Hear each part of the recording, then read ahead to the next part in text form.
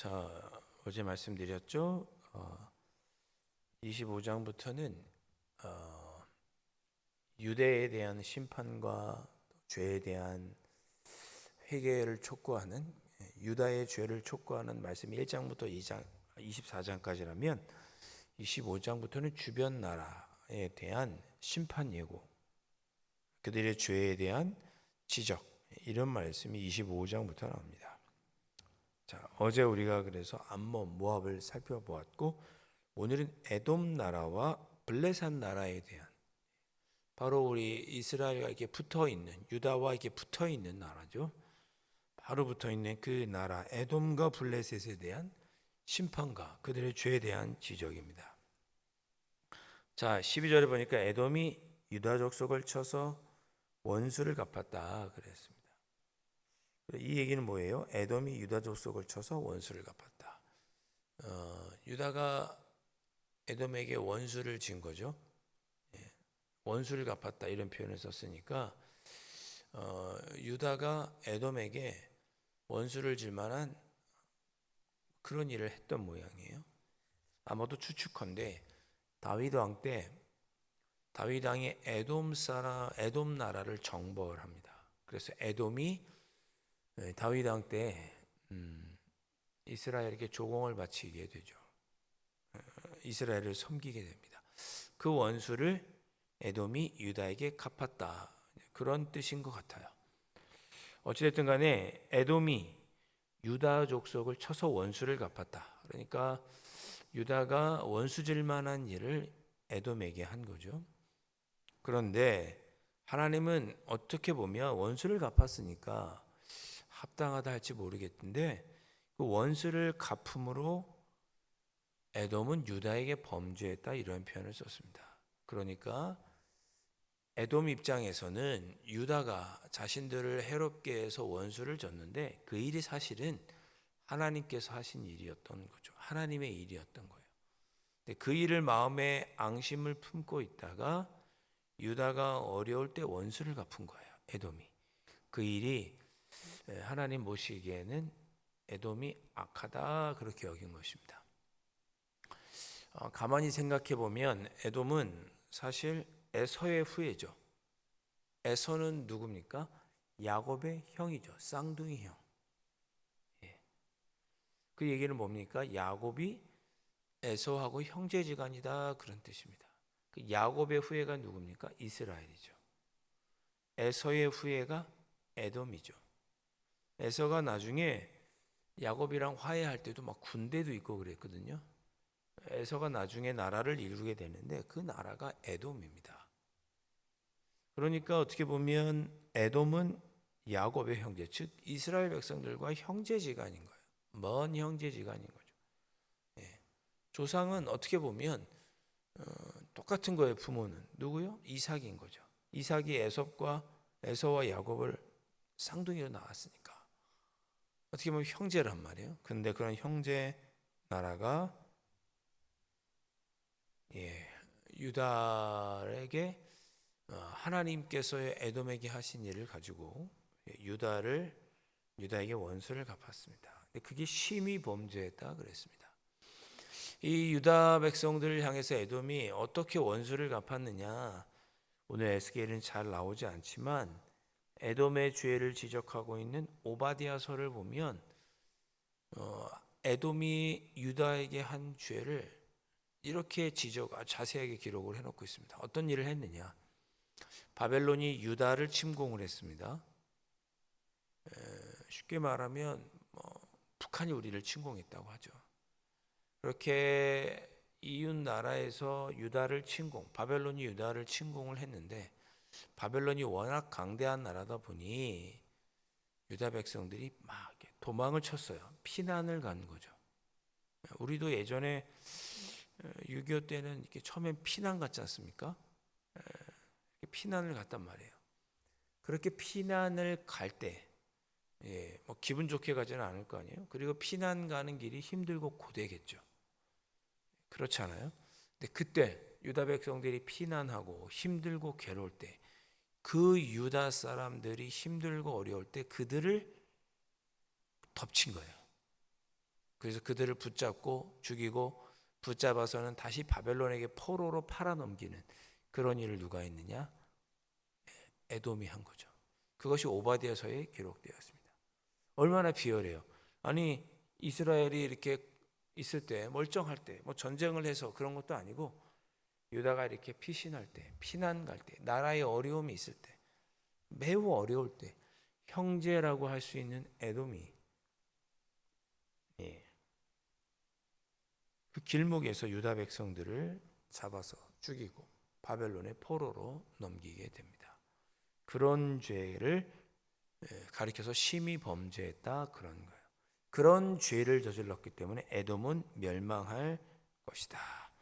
13절 보니까 내가 내 손을 에돔 위에 펴서 그랬습니다. 하나님께서 내 손을 직접 펴서 내가 하겠다. 내가 내 손으로 직접 처리하겠다 그런 거죠. 그래서 에돔이 어떻게 되느냐?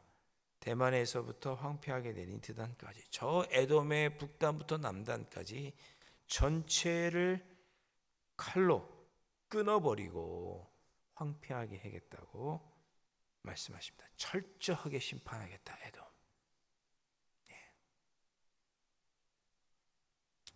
나중에 에돔이라는 나라는 없어지는데 그 에돔이라는 나라의 민족은 살아남습니다. 그 에돔 후예가 누구냐? 이둠의 사람들. 신약에 보면 이둠의 사람이라고 나와요. 그 이둠의 사람이 누구냐? 바로 헤롯 왕입니다. 헤롯이 에돔의 후예예요. 그러니까 로마 사람들은 교묘하게 에서의 후예가 야곱의 후예를 다스리도록 그렇게 한 거죠. 어찌됐든 간에 하나님께서 에돔을 철저하게 심판하시겠다고 말씀하십니다. 14절 내가 내 백성 이스라엘의 손으로 내 원수를 에돔에게 갚으리니 하나님께서 자기 손으로 내가 내 백성 내 원수를 내 손으로 직접 내 진노와 분노를 이런 표현을 쓰십니다. 괴로움을 당하는 것은 유대 백성인데 그 유대 백성을 나의 백성으로 생각하시고 그래서 내가 내 손으로 친히 심판하겠다. 하나님께서 직접 심판하시겠다. 그리고 유대 백성은 내 것이다. 하나님께서 강하게 말씀하십니다. 이 말씀을 우리의 삶에 적용하면 우리도 하나님의 백성이잖아요. 하나님의 자녀죠. 그러면 우리의 원수를 우리의 어려움을 하나님께서 하나님의 원수로 하나님의 어려움으로 알고 하나님의 손으로 하나님께서 직접 처리하실 것이다. 이렇게 우리의 삶에 적용하면 은혜를 받을 수 있겠죠. 여러분이 유다잖아요. 여러분 에돔은 아니시잖아요. 그죠? 우리가 하나님의 백성 유다죠.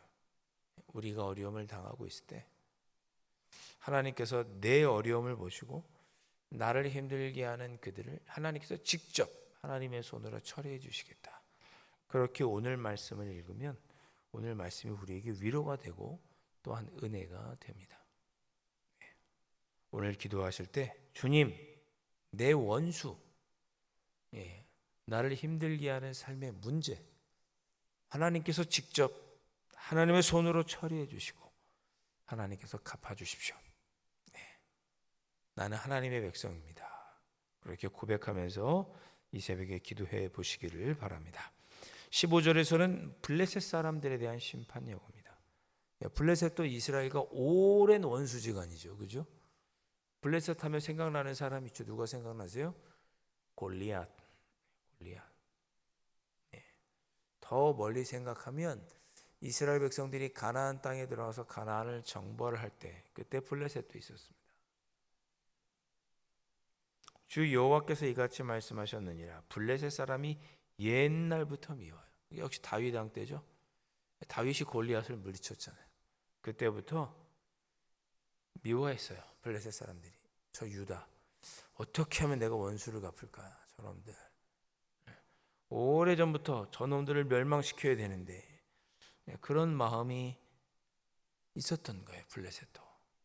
그래서 유다가 바벨론 때문에 어려워지자 원수를 갖고 진멸하고자 하는 그런 마음이 블레셋 사람들에게도 있었습니다. 누구 내가 반드시 내가 원수를 갚고 말 거야. 이렇게 마음의 원한이 있던 그를 하나님께서 멸하시는 거죠. 16절에 보니까 어떻게 하셨느냐? 블레셋 사람 위에 손을 펴서 그렛 사람을 끊으며 그렇습니다. 이 그렛 사람이 블레셋 사람의 기원이 되는 그런 사람이에요. 성경 주석을 보면 블레셋이 지중해 연안에 있는데 저 섬에서 와서 블레셋 땅에 정착한 블레셋의 기원을 이룬 그런 사람입니다. 우리로 치면 아담 같은 그런 사람인 거죠. 우리 아담이 인류의 기원이잖아요. 우리는 또 그리고 물론 신화이긴 하지만 단군이 우리의 기원이다 그러잖아요. 그런 것처럼 그렛 사람은 블레셋 사람들의 기원과 같은 그런 사람입니다. 그런 사람을 하나님께서 끊어버리시겠다는 건 뭐예요? 블레셋의 근원을 끊어버리겠다. 다시는 일어나지 못하도록 밑동을 잘라버리겠다 그런 뜻입니다. 블레셋, 니들이 감히 내 백성 유다 백성을 향하여 앙심을 품어 내가 너희들도 끊어버려야겠구나. 나무의 밑둥을 자르는 것처럼 끊어버리겠다 말씀하시는 거죠. 그래서 분노의 책벌로 17절에 내 원수를 그들에게 크게 갚고 내가 그렇게 원수를 갚아서 이스라엘은 하나님의 백성이구나. 하나님께서 돌보시는구나. 이렇게 하나님의 영광을 드러내시겠다고 하나님께서 약속하십니다. 자, 오늘 말씀이 여러분들에게도 위로가 되고 또 능력이 되었으면 합니다. 그렇구나. 하나님은 하나님의 백성들을 미워하고 앙심을 품고 원한을 품고 하나님께서 하시는 일을 우리 그리스도인들 하나님의 자녀를 통해 하나님의 일을 하시는데 그 하나님의 일에 앙심을 품고 하나님의 백성들에게 원한을 품은 자들을 그냥 보고 계시지 않구나. 하나님의 일로 여기고 하나님께서 그들을 향하여 친히 원수를 갚겠다고 말씀하시는구나. 그렇게 생각할 때 우리의 마음에 위로가 되고 또 기쁨도 있고 소망도 있고 위로와 용기를 얻게 됩니다. 우리 새벽에 주님, 나에게 원한을 품고 있는 사람, 나를 힘들게 하는 삶의 문제 또는 사람들, 내가 하나님 앞에 올바로 서지 못하도록 하는 내 안에 있는 쓴뿌리, 내 안에 있는 좋지 않은 모습, 가정 안의 어려움, 인간관계의 어려움, 여러 가지 문제들, 하나님의 영광을 드러내지 못하도록 하는 것들, 원수들을 하나님께서 친히 물리쳐 주시고 바로잡아 주십시오. 이 새벽에 그렇게 확신을 가지고 믿음을 갖고 기도하시다가 돌아가실 수 있기를 바랍니다. 기도하겠습니다. 하나님, 우리의 삶에 때로 우리를 낙심케 하고 지치게 하고 힘들게 하고 어렵게 하는 우리의 원수 같은 삶의 문제들이 다가옵니다. 그것이 사람이든 일이든 어떤 상황이든 무엇이든 간에 아버지 하나님, 우리를 힘들게 하는 하나님의 자녀를 힘들게 하는 그 문제를 하나님께서 친히 처리해 주시고 친히 하나님의 영광을 드러내 주옵소서. 그런 하나님의 놀라운 은혜를 누리는 아버지 하나님, 오늘 하루를 살아갈 수 있도록 성령 하나님 은혜 가운데 함께하여 주옵소서. 귀하신 예수 그리스도의 이름으로 간절히 기도하옵나이다. 아멘. 하늘에 계신 우리 아버지, 아버지의 이름을 거룩하게 하시며 아버지의 나라가 오게 하시며 아버지의 뜻이 하늘에서와 같이 땅에서도 이루어지게 하소서. 오늘 우리에게 일용할 양식을 주시고 우리가 우리에게 잘못한 사람을 용서하여 준 것 같이 우리 죄를 용서하여 주시고 우리를 시험에 빠지지 않게 하시고 악에서 구하소서. 나라와 권능과 영광이 영원히 아버지의 것입니다. 아멘.